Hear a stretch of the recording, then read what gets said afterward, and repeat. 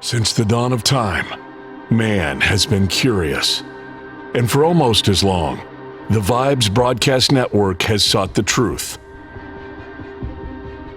Investigate, discuss, explore. Okay, maybe in other episodes, but this one is just listen to the vibes. The views and opinions of our guests may not necessarily reflect those of the host or the Vibes Broadcast Network. Listener discretion is advised. Welcome, everyone, to another episode of Listen to the Vibes. I have here Miss Lily Walford, all the way from the great UK, and she is a dating and relationship expert, and also an expert in behavioral profiling. Did I get that right? You got that right. That was perfect. Well, anyway, I brought her on today, so maybe we could have a conversation about dating that's going on now. It's kind of a different world, and plus, there's a lot of folks out there that they're busy with their jobs or with trying to build a career, starting businesses, all these different things, and I'm sure that can't make relationships very much easier. I mean, this is a crazy world we're in. So, yes. Yeah, you think about how much has changed over sort of the last 18 months, 2 years, whether you're in a relationship or single, it's impacted you in some sort of way, whether that's, realizing you're alone or realizing you're going to have to work with your partner in a completely different way, whilst also doing your day job and also looking after your kids all in one go. It's been pretty crazy. Well, and and I got I had my relationship started through dating apps and things like that, and and maybe it's not for everybody, but it seems like a lot of people are relying on these things, and it's kind of grown over the last 20 years, and I don't know, how does that work in your line of work? Yeah, I think dating apps, you think about how much just dating has changed over the last 10 years alone. It's been pretty freaking crazy. And I think so many more people have had to rely on online dating apps, especially during lockdown. And the thing that most people don't understand about dating apps is that they are great, but you need to know what you're doing of. Because like I was saying to you before, like 51% of people who are online are actually already in relationships. 12% of those are married. It's Crazy. And it's not putting it's not stacking the odds in your favor. So there's some really cool things that you can do to be able to improve your chances of being able to date successfully. Okay. So for starters, it's number one, knowing exactly what you're looking for. So one of the things that I take my clients through is something called a compatibility matrix that we've developed. And we look at like a few different core areas, because it's a little bit like, relationships, a little bit like getting in a car with someone, making sure that you put the same zip code in the sat nav and that you're heading in the same direction. Because the moment you need to take two different vehicles and you're going in two different directions, or you want to listen to different music, it's going to be an issue. Yes. Yeah. So what I tend to do to start off with is I ask people, what's the thing that you absolutely love talking about? Like if I said to you, go ahead and talk about this for 2-3 hours without changing the subject, what would it be? And the nice thing is I already know yours. Yeah, we did kind of talk about that beforehand, didn't we? We did, yeah. And it's like finding those things. It's amazing because you've got that in common with your partner as well, from the sounds of things. Yes. And it's like when we've got that basis of a common interest with the partner, it makes life fun because you can actually enjoy and appreciate similar things within your life. And you prioritize that as well. I think for me and my other half, it's psychology, body language, profiling, psychology. I think we ended up having a chat for like 2 hours on what the word sorry means. which is just, yeah, so geeky, so nerdy. I don't think many people could happily enjoy that conversation. And we'll be watching things like, there's a program, I don't know if you guys get it in the US, but it's called Would I Lie to You? And celebrities that have to go on there and they get given cards to read out and say. And some things are true, some things are false, but it's their job to convince the other team it's true. And so we'll actually enjoy, you know, seeing who's right or who's not right, you know, who's telling the lie or who's telling the truth. So yeah, silly things like that you get to enjoy with your partner. And then the other thing is understanding what's your goals, you know, what's your goals as an individual, but also what's your goals for a relationship as well. Because if you're saying, right, well, I want to go and travel the world, and your partner's someone who's like, well, I love staying at home and being close to family, you're going to have this horrible pull against each other, this horrible resistance where you feel like you need to compromise in your relationship, which sucks. I mean, I don't believe in compromise. I believe in collaborating and doing what's best for the relationship, but I don't believe in compromise because it leads to resentment, which sucks for both partners. So there are a couple of things that I'd say sort of to check out before going into dating. And then when you go ahead and start creating things like your dating profile, you know, think about even talking about those interests within your profile. Because most people go, oh, I love the cinema and watching Netflix and chilling. It's like, cool. Like, so does all the other, you know, hundreds of thousands of profiles. You know, This is true. Yeah. And it's like, people want to be able to fit in online rather than stand out. And the thing is, if you put the things that on there which allow you to stand out, you're going to stand out to the right people, which is important. So for example, if I was back dating again, I'd be like, great, I love psychology, I love body language, I love this. And it's going to turn a lot of people off. Good, because they're not my people. Oh, that narrows it down. Yeah. Which is what you want. Yeah, because at the end of the day, you know, time's so precious. It's not about, okay, how many people can you date? It's about, okay, how easy can I make it for myself to go ahead and meet the right person? And, you know, through this strategy, we've actually had people meet the one in as little as 21 days. Oh, wow. So, yeah, we've got like a whole, it's called the Elite Love Strategy. And we take people through it, and yeah, people are meeting the one within 21 days. And we even have a meet the one guarantee as well, because it works. Wow. Yeah. Took me 10 years. Well, you got there. That's the main thing. Finally found the right one. Took me 10 years to do it, but I found the right one. I don't know. Whenever I did get on the dating apps, I guess I was too chicken to lie on there, because I'm not a good liar. I mean, you could read my face and can tell if I'm lying or not.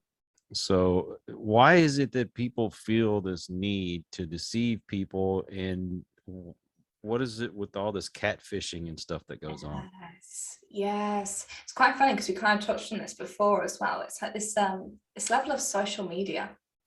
Yeah. It's like everyone wants, what is it? I'd love to be able to live the life that I have on Facebook. Is that the saying or something like that? I can't remember. or Instagram, right? Yeah, or Instagram. But it's like we portray like the best version of ourselves. It's like, well, there's no, you know, we make out there's no flaws at all. And not being funny, when you go into a relationship and it's an open and honest relationship, you see freaking everything, the good bits, the bad bits, and the freaking ugly. Yeah. And you know, if you can see that part within yourself and your partner, well done, you're having a healthy relationship. But people don't realize there's that messy middle, you know, of a relationship when you go into it.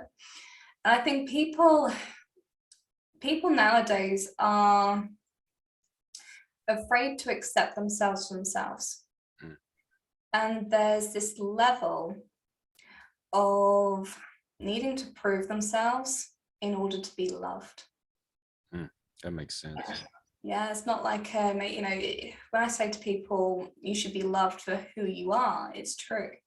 You know, you shouldn't be loved for what you wear or what you say or what you do or how much you earn or all these different things that we place so much value on, because it comes back to what we're praised up for as children. Yeah. So it all comes back to that lovely, wonderful childhood. And it doesn't matter if you've had a fantastic childhood or a bad childhood, it's going to influence you in some kind of way, in the way that you see yourself, the way that you interact with the world, and how you receive and give love.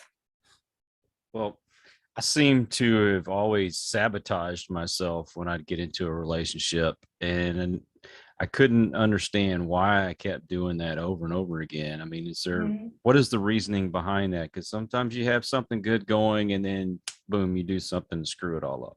Yes, I love that you've brought this up, because we've all been there. we have all been there. And it comes back to this level of, there's a few different levels to it. There's a level of either not feeling good enough and not feeling worthy of that relationship or that connection. It can be also feeling out of control. So one thing that when we feel out of control and we feel like, oh gosh, something bad can happen, I've got no control over this, I'm going to get hurt, and there's all these feelings, the first thing that we want when we need control is safety and security. And sometimes it's like, well, I'm not going to let you pop the bubble, I'm going to do it. Yeah. And we go ahead and do that. And the other thing that we tend to do as well, and this tends to be like so many people do this, is it's almost like testing the boundaries. It's like, well, okay, you love me now, but you're going to love me when I do this. What about this? What about this? And we're looking for that level of security. That sounds about right. Well, I don't know. Does that go back to the fact that maybe we didn't get the love that we should have got when we were younger? Yeah, I think it's funny, because what tends to happen with childhood is we learn that love is conditional. And like I said, it doesn't matter if it's a good childhood or a bad childhood. It's like our parents or the people that brought us up will be the ones that will show us what they appreciate the most. So for example, it's like for attention, you might have gone ahead and did all the dishes and made the cups of tea and helped with dinner and been the child who helped a lot. Well, that had been your way of getting recognition. Or it might have been, you might have been the child that got the good grades and they did all the things the best, and they were the best person, they were the best person on the sports team and this, that, and the other, because that's how they got praised. Or it might be, and I was guilty of this one, it might be the one that when they fell over, they cried a lot and they got all the attention that way. Oh, life's so bad and terrible, love me. You know. And the thing is, when we grow up, you know, when we're not those children anymore, because that's when we basically build our identity and the roles that we play, we suddenly play that out as an adult, but not just in our relationships. We play that out in our career. We play that out within our friendships. We play that out in every single area of our life. So it's a little bit like thinking about the one that did everything for approval. You know, the one that sort of did all the dishes and those. So when they go to work, they'll really struggle to say no to their boss. So they'll tend to do all the extra work, and they'll look for that validation or that appreciation from people. And then in relationships, they'll be the one that's doing everything and making sure you're okay and looking after them and making sure they're all right. And they tend to fall into this pattern where they do everything. Their partner tends to expect it all. And then they feel peed off and resentful because their partner's not appreciating them. So from here, this is where the behavioral profiling almost comes in, where we can start to predict the patterns of what happens for people when they go into relationships, and who's the best partner for them to be in a relationship with, so they don't fall into those kind of patterns that can trigger all these crazy things like codependency or you know, the avoidant attachment styles, the anxious attachment styles, and all these different things. Yeah, I found myself one of those people that was always, are you okay? Are you okay? What can I do for you? What can I do for you? And then finally, as I got older, I kind of got away from that. And then when people Yes. do that to me, I find it annoying. Yeah, because you know exactly the place where that is coming from. Mm-hmm. Like when we True. can recognize it in people, we know that that was something that used to be a part of us. It can be like, oh, come on, step out of it. You don't need to do that because we can see that there's a better way. Now, I feel really bad for the younger generation when it comes to the dating. And I told you before, I don't like to get anything political or, Yeah. the social norms that are going on. But this is a concern that I've heard from several people when you have this group of people that, oh, I feel like a woman this morning, but this afternoon I feel like a man. And, I'm this non-binary, pansexual, this, that. I mean, all these labels. How do you keep up with all that craziness? And how do you date when you've got all this craziness going on? Yes, I think that the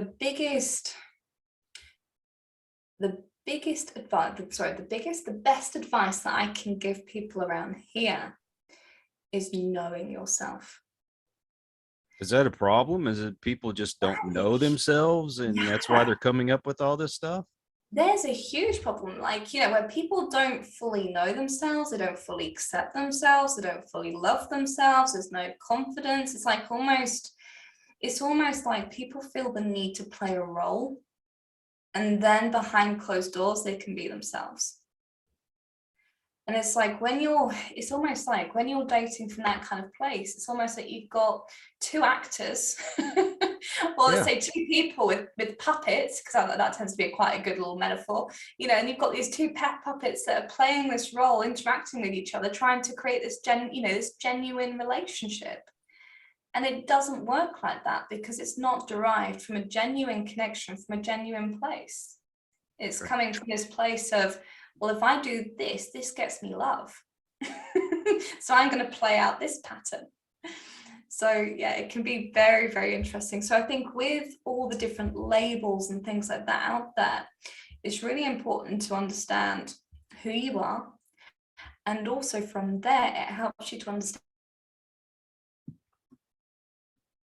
what you want. If you're in a place of feeling confused about what type of relationship is going to be good for you, who's going to be compatible for you, or anything like that, you're going to get lost.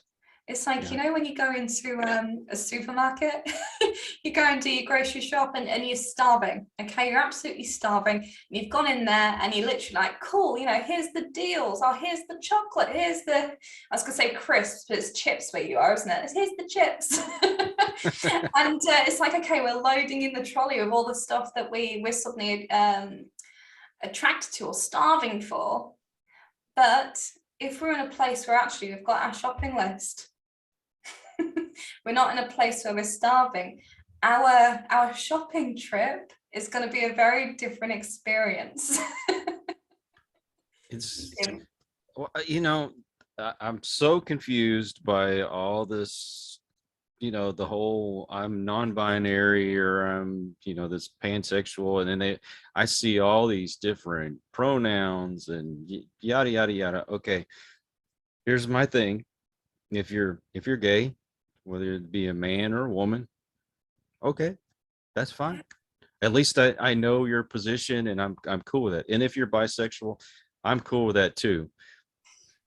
But if you're going to get mad at me because I don't know this new pronoun that you've come up with, or you've decided today you're going to be a tree or a mushroom or a chair, I don't understand all this. And how am I supposed to accept this? Because it sounds nutty to me.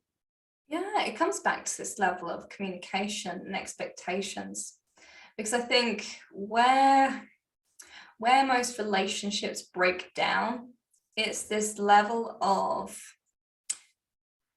it's where our expectations aren't met. Or we're suddenly, thrown in the deep end. It's like, whoa, what do I do with this? And sometimes it takes those difficult conversations to go, okay, well, what does this mean? Do I need to do anything differently? What do I do from here? How does this change things? Please explain to me this. And it's having those deeper conversations. So I think most people, especially in the dating world, tend to stay at this superficial layer. Mm-hmm. You know, like I was saying about the acting kind of thing. It's like, well, you know, it's even down to if I think about my relationship with my boyfriend, you know, we kind of communicate from two different angles. So it's a bit like love languages, for example. You know, I love words of affirmation. If you tell me how amazing I am, I will listen to that all day freaking long. You know, that's my way of doing things. And his is like acts of service. So I'd be turning around to him and going, oh, why haven't you said you love me today? But yet he's made me a crazy amount of cups of tea. Because in his language, that's his way of saying he loves me. So it's like understanding what it is that you need from each other, what your expectations are around of each other, and how you can collaborate in a way that works best for both of you. Yeah, which is so important, because if you don't do things from that place, you're not going to get your needs met. You're not going to feel like you're seen. You're not going to feel like you're heard. And also, you're not going to feel like you're growing as a couple. So there's actually something I developed called the 4 C's of a healthy relationship. And sort of touched on 2. So we've got the compatibility, we've got the communication, consideration of each other, and obviously the collaboration that we just talked about there, like working together for the best of their, you know, the best relationship, you know, for each other's best interest at heart. And what's so important about this, because most people muck up in this area. They tend to become so focused on the relationship and so enmeshed in the relationship that it ends up codependent. So there's a little step before going into the collaboration mode. And it's looking at being accountable for your own actions, your own happiness, your own emotions, your own words, your own life, all these different things. Your partner doing the same, and then collaborating from that place. So you're collaborating from a place where you're both 2 whole human beings. Because the moment you have one person who's got, you know, when you think about 2 people coming together, the strengths and the weaknesses of each individual will be the strengths and weaknesses of the relationship. So if you've got one partner who's highly emotional, guess what's going to be the weakness in that relationship? Gotcha on that. Yeah, if you've got one partner who's highly avoidant, that's going to be a huge issue within that relationship. So it's understanding to be accountable for those weaknesses and those strengths, and learning how to collaborate together in a way that works well for both of you, and in a way that you can both grow. So my problem is I try to avoid conflict as much as possible. I shut down. If there's an argument, I just concede and I don't want to argue. I hate arguing. But then after a while, it kind of builds up and then I kind of blow up, if that makes sense. So, I mean, you run across people like that quite often? Yeah. There's like it's this big thing of like when people have their own patterns of how to resolve conflict, for example. So I think my partner and I had to learn a lot because we actually moved in together just before COVID, and that was got that just in time. Interesting. We had some intense learning to do. So one thing that is really important is understanding where you speak from, you speak to. So if you're in this place, and I'm definitely one of these emotional hotheads. As soon as I get into like this, you know, when people press the buttons and that's it, it's like bam. It's really important to know that if you're speaking from that place, you're going to trigger that within someone else as well. So from that place, you're not going to be able to solve anything. So if you or your partner are in that kind of space, it's okay to turn around and say, do you know what? This is a really important conversation. I want to resolve this, but I don't think I'm or we are in the right space to be able to solve this right now. Can we have 30 minutes, half an hour, an hour or whatever to have some space, and we'll come back and we'll talk about this from a calmer place. And this is the thing that most couples struggle with, because we've all been there, where it's like, okay, we try and walk out the room, and then you've got the last word battle going on. Yeah, go on, you walk away. It's like, what? Okay, I need to turn around and walk back in. You know, you've got this dynamic of the ego wanting to prove the point. So it's being able to spot that. And then also it's learning about focusing on the outcome.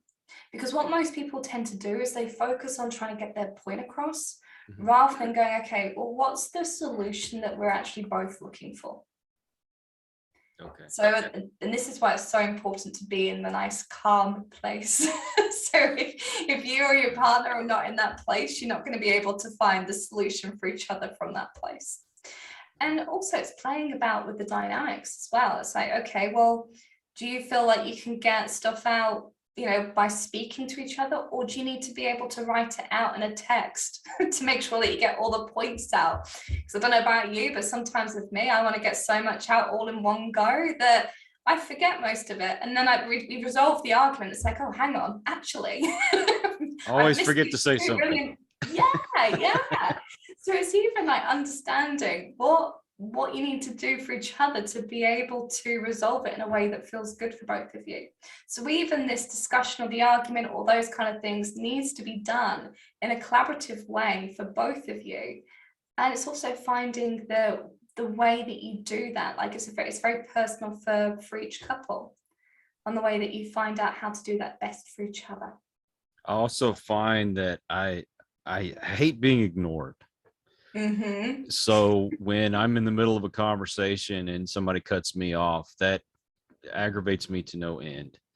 And maybe I should chill a little bit about it, but I that's very important to me. I want to be heard. Let me finish saying what I got to say, and then you can talk. Or if I'm talking to you and you just, I don't know, you go off on another subject. I mean, you know, that whole squirrel, you know, that kind of thing. I don't know. I get very emotional when it comes to that. I shut down on that too. You know what? Fine. I'll just shut up. That's kind of my attitude about it. You know, okay. I know you're a behavior expert, so analyze me on that one. So childhood, it all comes back to the beautiful, glorious childhood. So I don't know if you were similar to me, where you kind of grew up with a family that if you wanted to get a point across, it was like, okay, you need to be able to speak up loud, say it the loudest, say it the quickest to get your point in. You know, I will say this, when it came to my family, I got all my attention from my grandparents. So even when I was doing stuff I shouldn't have been doing, it's almost like that didn't even get any attention. Yes. Maybe that had something to do with it.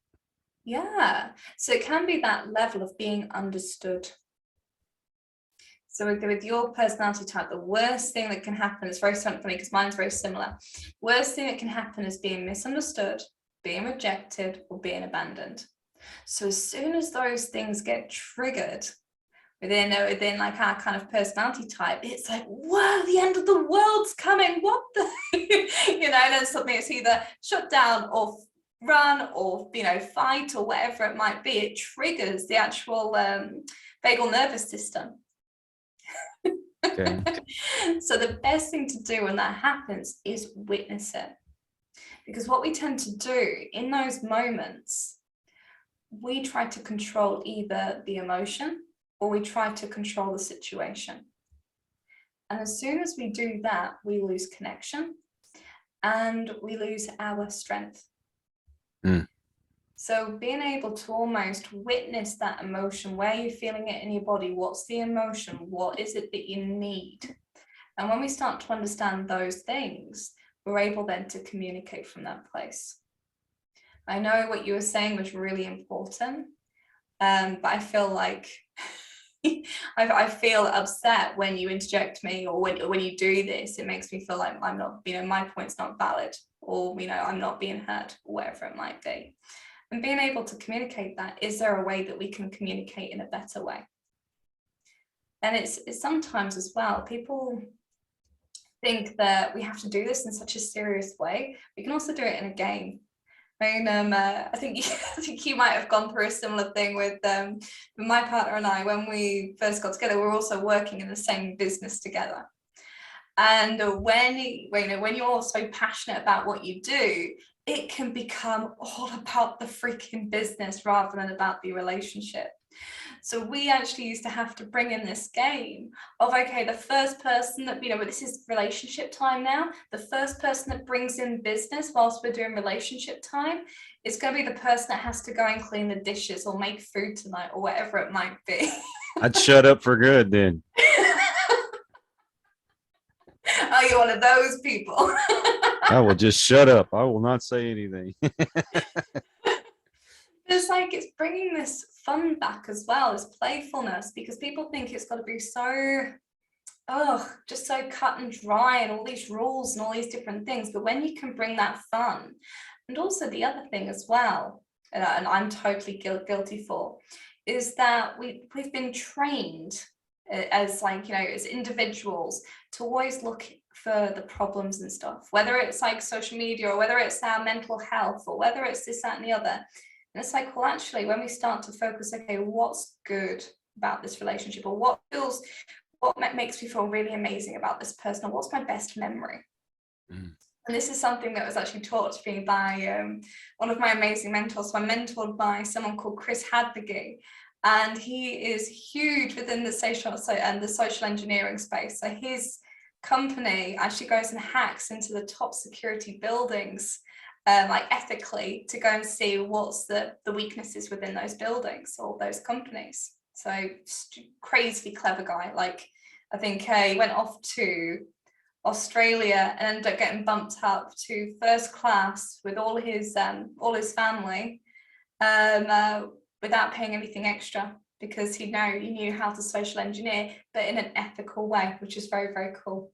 But one of the things that he said to me was basically sort of focusing on things that, make you feel good about that person. So whether it's they've brought you a little gift, and one thing that I absolutely love is I've got a little quartz heart there that Jonan brought me, my partner, and that's what I keep on the side. It's like, okay, that's what makes me feel good. That's a nice little memory for me.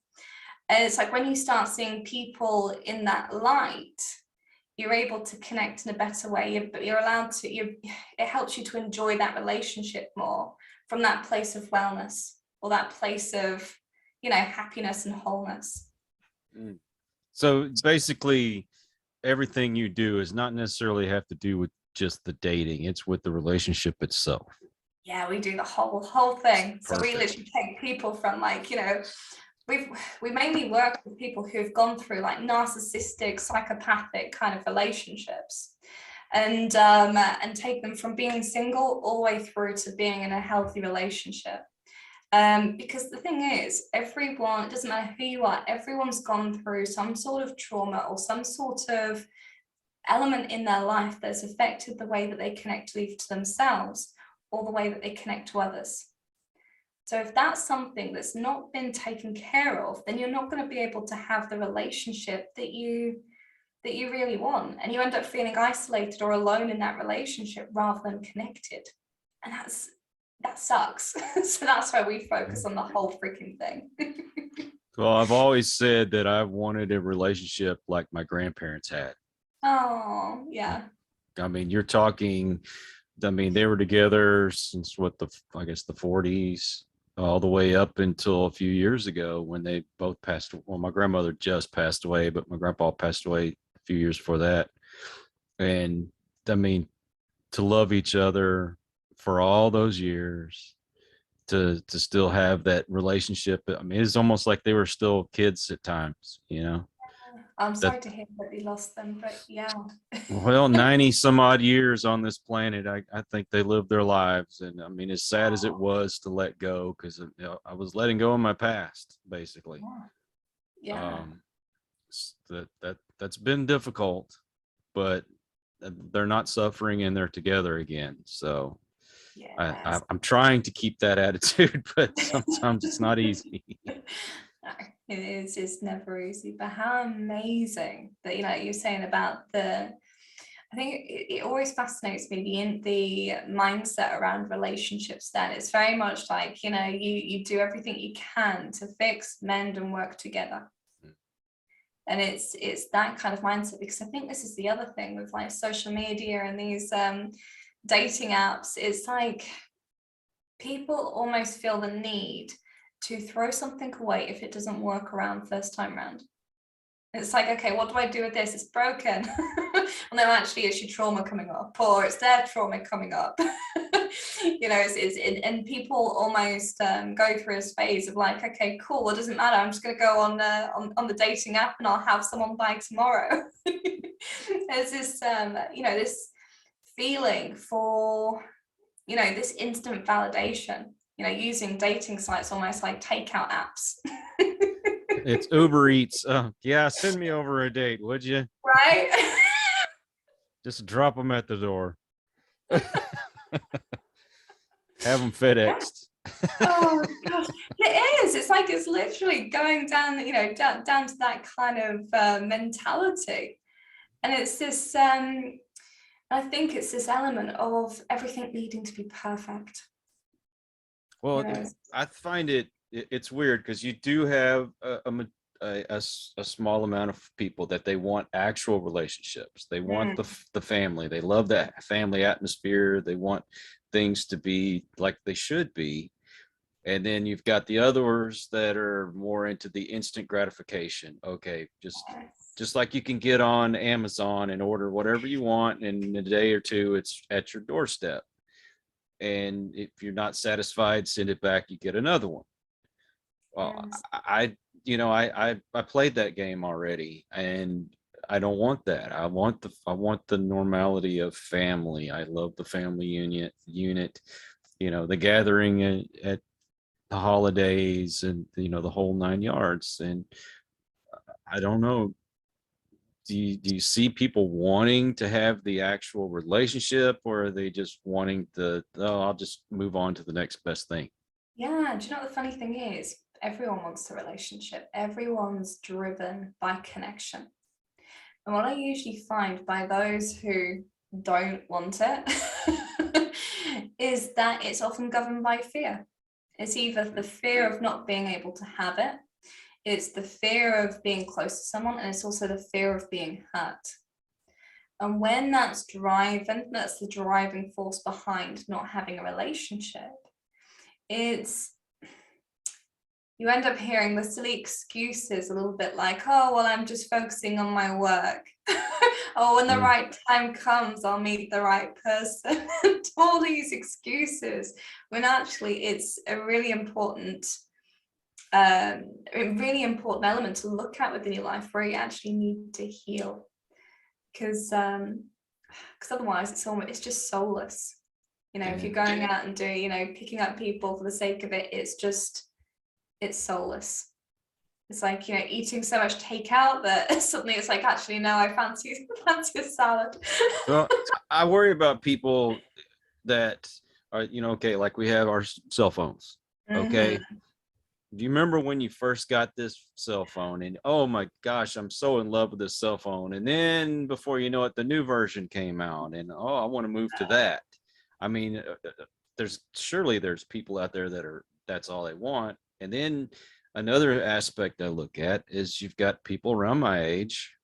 They're going through a second childhood, you know, going out and get the sports cars and dressing like they were 20 years old again. And, you know, and then going looking for that younger woman. I mean, I guess it's some sort of a validation of look what I can do, or I want to be a kid again. I mean, these things are perplexing to me. You know, I haven't left my first childhood yet, so I can't say I'm going in my second one. But yeah, I think it all comes back to this level of being able to love and accept yourself and understand yourself. That makes because sense. I think there's always so many layers to it. You know, like you were saying, yeah, okay, people go through it. I love that expression, second childhood. There's a really good one that I heard as well the other day, and I can't think of it. That was it. It was something like, oh God, Oh no, I can't think of the thing. It's something on the lines of adult puberty. I think that was it. Yeah. But yeah, but it's this uncovering process of understanding yourself more. And it's almost this process of reorientating to what you actually want. Because I think sometimes with life, I don't know if you found the same, or especially over the last 2 years, it goes like that. And when we've been operating on autopilot for all that time, and then suddenly we hit a certain, milestone within our life, whether it's an age or whether it's something we've achieved, or whether it's retirement or whatever it might be, it suddenly makes us question, what do I want? Yeah. And I think when we start going through that, it's like, okay, well, this is when we start going through the uncovering process and start going through our life and going, okay, do I want this? No, cool, I want something else. Let's have a look at Amazon. and we start sort of going through this clearing out process.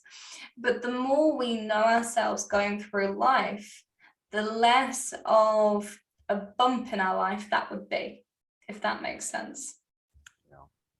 Yeah. Yeah, really. Okay, I'm going to ask you something else. I'm going to jump off of that subject real quick. I notice you're a hypnotist as well. Yeah. Okay, you gotta tell me, because I'm fascinated with that subject. Because I want you to turn me into Superman. Okay. Do you know what? It's quite funny because I think with hypnotherapy in particular, I find that people have either great experiences or really crap experiences. And I think that's sort of based upon the level of hypnotist that you kind of go to. Okay. I think even within my network, I'd probably say there's probably only 1% that I'd say, yeah, okay, I trust you with my mind. Here you go. But with hypnotherapy, it's amazing. It's been one of those really interesting things that I didn't think I'd enjoy. I mean, when I went into hypnotherapy, I was convinced I cannot be hypnotized and all these different things. And it made me realize actually everyone can. Really? And everyone can. And it might not be that you go into trance the same way. It might not be that, you have to watch dangling in front of you. It might be a completely different way that you go into trance. But everyone can go into trance, and even everyone can be influenced. And I think that's really important to understand, because most people don't realize that. When we have a look at hypnotherapy in a more of a therapeutic setting, it can be amazing at releasing things like trauma without having to relive it. It can be fantastic for, reprogramming that level of confidence or seeing self-worth and things like that. That's like absolutely magical to go ahead and see within people. And it gives you that empowerment to become more of who you are when it's used in the right way. And that's really important. Because basically, the way hypnotherapy works is we communicate directly to the subconscious mind. And the subconscious is the thing that does everything on autopilot. So it's like when you drive in the car and you're thinking, oh, I can't remember taking that turning, but I'm here. That's our subconscious mind, like just literally taking the road, taking the wheel and just going for it and doing what it needs to do. The conscious mind, however, is the part of the mind that it's almost like the stubborn teenager. And the reason I call it the stubborn teenager is because when we say to it something like, okay, I'm starting this diet on Monday, and it goes, well, actually, I really fancy that bar of chocolate. Or we turn around to it and say, right, okay, I need to get over this person. We've just broken up. I need to get over them now. No, I'm not getting over them. So it's almost like we have to get past the teenager to the subconscious mind to be able to make these changes in an easy and powerful way. So that way the mind just takes control and it's nice and easy, rather than having to chat to the stubborn teenager who's not going to change their mind. Right. Okay. You're familiar with past life regression? Yes. Okay. Super interesting. Do you deal with that, or I don't. It's actually an area that I am currently exploring myself. So I shall let you know my findings, but it's extremely interesting. I, Extremely interesting. I found that to be very therapeutic. And as I've Yes. told other people, whether you believe in it or not, it's still very, very helpful if you just go through it, at least try it out, because it opened my eyes to a lot of things that I didn't realize that I was doing, or maybe I realized, but I didn't want to admit it. And okay, and this also leads to something else that I wanted to ask. When it comes to the subconscious, Mm. does that really affect you physically as it does mentally? And I mean with actual illnesses and things like that? Yeah. Yeah. This is where it becomes like eerily spooky. It's incredible. So with things like emotions, again, this is something that I've really enjoyed researching over the last 3 years, is that we store emotions in our body. So when we have a look at things like metaphysics, it's like I think shoulders are things that if you have issues with your shoulders, it's the fear of the future. If you have issues with your lower back, it tends to be issues around freedom and not feeling like you've got freedom in your life. Joints are like flexibility. And often they say, I don't know how true this is, but they often say that, cancer tends to be anger that hasn't released through the body. So what I tend to find is with emotions is that it's so important to release it, not from just a logical standpoint, but from an emotional one and also a physical one as well. So when we have a look at how the body, like for example, trauma, for example, I don't know if you know how animals in the wild actually get rid of trauma if they've been chased or nearly eaten or whatever it might be. No, please, No? please. Okay. So, for like herds of animals like zebras or something like that, if one has been chased and nearly been caught, it will return back to the herd and it will shake it out. It'll actually, physically shake it out and rub against other members of the herd. And it's their way of like releasing that energy, releasing all the stress hormones, everything out of the body. And also it's a way of grounding as well back within the herd, because they're rubbing against each other and allowing themselves to sort of calm back down and stabilize. And as humans, what do? Well, I shouldn't be angry. Or I'm really angry and I'm just stressed out because of this, because of that, and we hold on to it and we either justify it or we ignore it and we suppress it. So when we have a look at things like hypnosis can be a great way to release it. But I actually developed to develop a course around trauma and also releasing it through different modalities as well as hypnosis, but a few other as well, where you actually move it out of the body, because I think it's just super important to do that. Yeah, for myself, I didn't take care of myself for many years. I drank too much and did a lot of drugs and ate all the wrong stuff. And by the time I hit 36, I had a heart attack.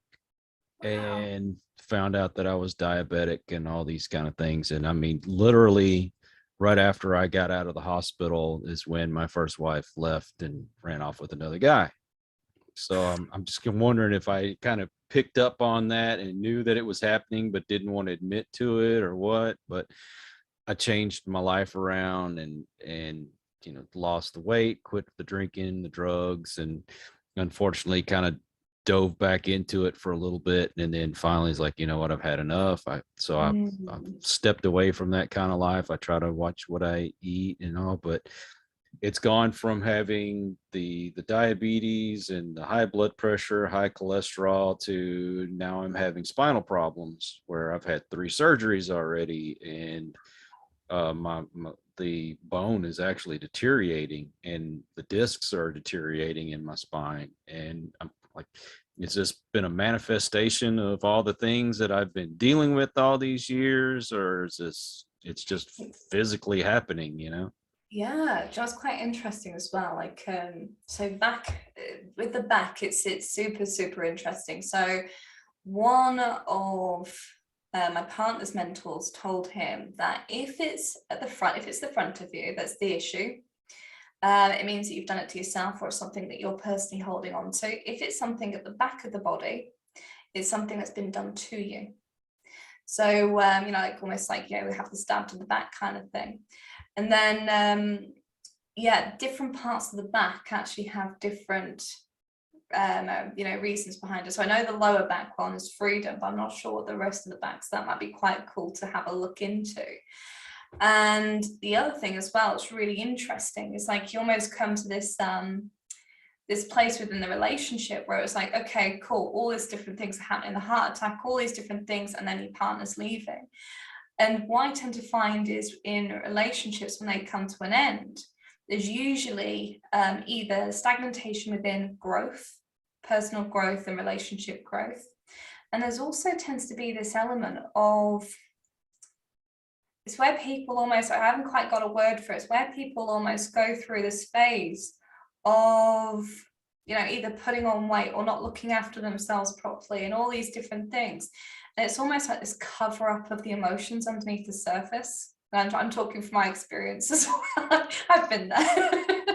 So, and then it's like, okay, when the relationship goes, when all the different things start to settle down, you're on your own and all these things, you then go through this period of, okay, losing all the weight, you know, being able to get healthy again.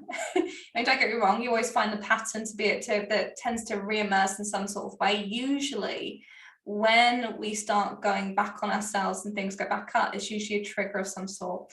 And it can be a trigger of the relationship, whether you found something out during that time or something like that, or almost going through, we almost go through sometimes a period of like, okay, I've done all this stuff for myself. I've got to this place. I've worked really hard, and for what? And we can sometimes go into that place too. And that's what brings us back down until we bring ourselves back out again. So there is this interesting healing process after toxic relationships in particular. And it's funny, when I started having the spinal problems, it started in my neck. So that's what got fixed first. And then it ended up in my lower spine. And then after that got fixed, it's kind of moving its way up now. So I don't know. Fix me, doc. Fix me. It kind of makes you wonder about like the whole chakra side of things, because obviously like the neck is being able to express and being able to communicate. And also I feel like it's got something to do with direction as well, because obviously you control the head. So I don't know whether there was like a little bit of loss of direction at that point, and also the feeling of not being able to express yourself fully. And then when we get to the point when we're able to do that, it's like, oh, hang on, cool, we've got that one sorted, now there's this bit. So it sounds like you almost, so when we look at the lower part of the back, that's foundations. That's going, oh gosh, all your foundations have gone, cool, let's rebuild this bit now.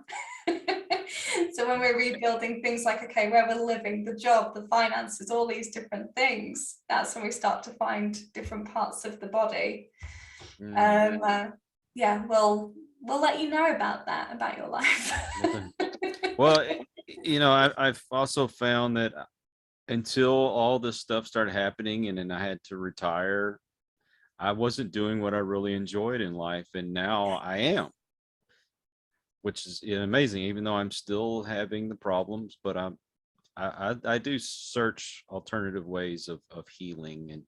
And so I just found that curious, because I've heard that, you know, your mental state, the subconscious, can have effect on different parts of your body. And I was hoping maybe I one day figure out what's going on in here so I can fix what's going on back here. Yeah, it's interesting with the subconscious as well. You just reminded me of something. Things like hay fever, for example, are actually caused by the subconscious, and it's usually linked. Yeah, you can actually heal hay fever, and usually it's, if you can find out specifically what you're allergic to, you can actually start to heal that. And it's usually a memory associated with that smell, or with that certain allergen. So, which is highly interested. I've seen someone be healed from an allergy to lavender. Really? And yeah, an horrific allergy. And it came back from a memory of, his granddad, who he loves, saying to him, no, go inside and playing with your sister. We're making perfumes with lavender. And he got upset because his granddad, didn't want to play with him at the time. Wow. So it's like when you can find certain things that associate with the trauma that we're holding within our body as well, that can release stuff as well. So it's looking at the metaphorical side of things, of what we're carrying. So often backs usually carrying some sort of stuff. And leading it back to that and releasing it from that emotional place. So there's some very interesting stuff around that. Well, we can continue talking about this stuff all day, because I find all of this fascinating. But if people want to get a hold of you, website, social media, all that kind of stuff, how do they do so? Yeah, it's so the website's probably the easiest one. That's lovewithintelligence.com. We've even got a few free trainings where people can go ahead and grab the compatibility matrix for free as well. Nice. Okay. Well, I will definitely put the links in the description so people can just click on and go to you. Thank you. I appreciate your time. Thank you. This has been great. It's what, a 6-hour difference between us, I believe. I believe so. Yeah. Wow. No, thank you. This has been an awesome conversation. I always love when I get to see different ways of thinking, and you never know what this may be the solutions I've been looking for. I'm tired of hobbling all over the place. Yeah. Well, who knows? You have to let me know. Well, definitely want to keep in touch, and if you have something else come up that you'd like to talk about, please come back. I would love to have another conversation. Thank you. And so I'm going to say thank you. And to everyone out there that's either watching or listening to us, if you're new to the channel, thank you for stopping by, and please come back. For those of you that are regular to the channel, thank you for your support. Please continue to do so, and tell your friends and family. You never know what you might learn. So until the next one, everyone, please take care. God bless, and peace. We hope you enjoyed this episode of Listen to the Vibes. You can catch us on Buzzsprout or wherever you listen to your favorite podcasts, and on YouTube. Follow us on Facebook at The Vibes Broadcast Network,